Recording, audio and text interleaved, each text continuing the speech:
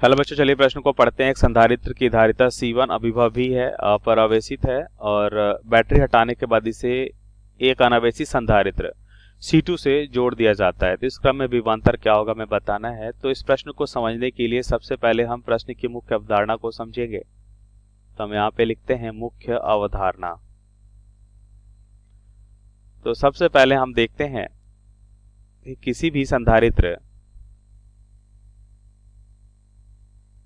संधारित्र की अगर हम धारिता देखें तो उसके लिए सूत्र क्या होता है, अगर हम इसे चित्र के माध्यम से पहले समझें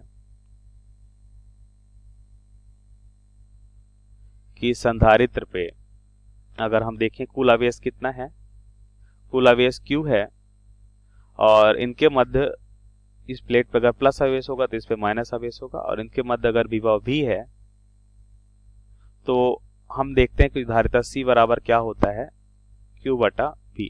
ध्यान रखें कि यहाँ पे कुल आवेश बटा V, तो यहाँ पे हम देखते हैं और यहाँ पे तुल्य धारिता, मतलब अगर दो संधारित्र हैं या तीन संधारित्र उनकी तुल्य धारिता देखेंगे, कुल आवेश देखेंगे और उनके मध्य जो विभव है वो भी है। तो इस तरह से हम देखते हैं कि धारिता हमें क्या मिलती है, Q बटा V। अब प्रश्नानुसार उत्तर को समझते हैं। तो पहले हमें क्या दे रखा है, ध्यान से देखिए। पहले हमें दे रखा है कि एक C1 संधारित्र है, C1 धारिता के संधारित्र है और इसे कितने विभव तक आवेशित किया गया है, V विभव तक आवेशित किया गया है। तो इस पे आवेश हम बता सकते हैं, जैसा कि मुख्य अवधारणा में हमने देखा कि यहाँ पे एक ही संधारित्र है, तो हम लिख सकते हैं C बराबर, मान लेते हैं इसमें आवेश Q है, माना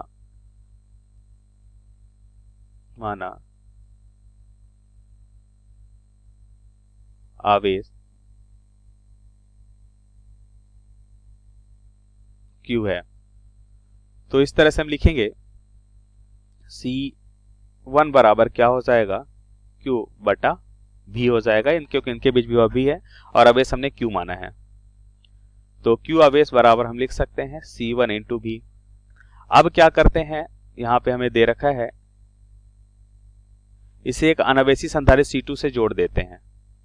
इसे एक अनावेशी संधारित्र C2 से अगर हम जोड़ दें, मान लेते हैं एक संधारित्र है, इसे हमने C2 से जोड़ दिया, ये C1 है और ये C2, इससे हमने जोड़ा तो क्या होगा, देखिए यह बात हमें मालूम है कि कुल आवेश, अब इसमें क्या होगा, आवेश यहां से अधिक विभव से कम विभव की ओर जाएंगे। अब इसमें प्रारंभ में विभव शून्य है, आवेश भी शून्य है प्रारंभिक स्थिति में। बाद में आवेश मान लेते हैं Q1 हो जाता है और Q2 हो जाता है और इनका एक कॉमन विभव हो जाएगा और मान लेते हैं एक कॉमन विभव V हो जाता है, या इसे हम लिखते हैं V डैश लिखते हैं या V1 लिखते हैं। तो इसका कॉमन विभव कितना हो जाता है, V1 हो जाता है, क्योंकि कुछ समय बाद हम देखेंगे जब तक समान विभव होगा नहीं होता है तब तक आवेश यहाँ पे क्या हो जाएगा, अधिक विभव से कम विभव की ओर जाएगा। जैसे ही विभव समान हो जाता है, दोनों का विभव समान हो जाएगा, हम देखेंगे आवेश यहाँ पे Q1 और Q2 हो जाएगा।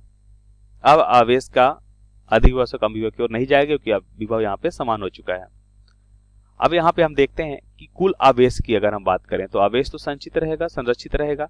तो कुल आवेश जो है हमें पता है कि नया आवेश जो है क्या हो जाएगा, Q1 प्लस Q2, और ये Q के ही बराबर होगा जो C1 में पहले था, क्योंकि हमें पता है कि आवेश तो संरक्षित रहता है। तो आवेश संरक्षण से हम ऐसा लिख सकते हैं, यहाँ पे हम लिख लेते हैं कि आवेश संरक्षण से हमने लिखा, आवेश संरक्षण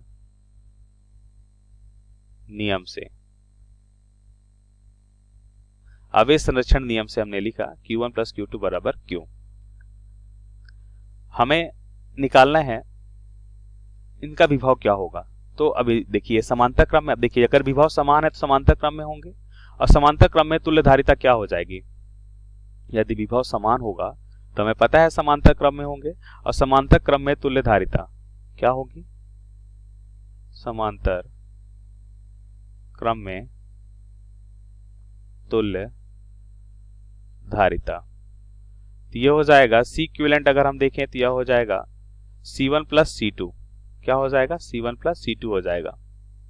अब विभव क्या होगा, तो विभव के लिए हमें पता है कि कुल तुल्य धारिता जो होती है वो क्या हो जाएगा, कुल आवेश और विभव, जो यहाँ पे हम V1 हमने माना है, यह सूत्र हमने मुख्य अवधारणा में देखा है कि अगर हम मान लेते हैं संधारित्र पे कुल आवेश Q है और इस पे विभव V है और तुल्य धारिता अगर C है, तो यहाँ से हम लिख सकते हैं विभव V1 का मान क्या हो जाएगा, कुल आवेश कितना हो जाएगा, देखिए यहाँ पे हमने निकाल रखा है, इससे मान लेते हैं समीकरण 1, तो Q बराबर हमने निकाला है C1 इंटू V बटा क्या हो जाएगा C इक्विवेलेंट कितना हो जाएगा, C1 प्लस C2 हो जाएगा। तो ये हमारे प्रश्न का उत्तर होगा। देखते हैं विकल्प हमें क्या इसी रूप में दे रखा है। तो यहाँ पे देखिए ये विकल्प हमें दे रखा है भी C1 बटा C1 प्लस C2, बिल्कुल यहाँ पे पहला विकल्प सही हो जाएगा। तो दिए गए प्रश्न का सही विकल्प ये है। आशा करते हैं आपको समझ आया होगा। धन्यवाद।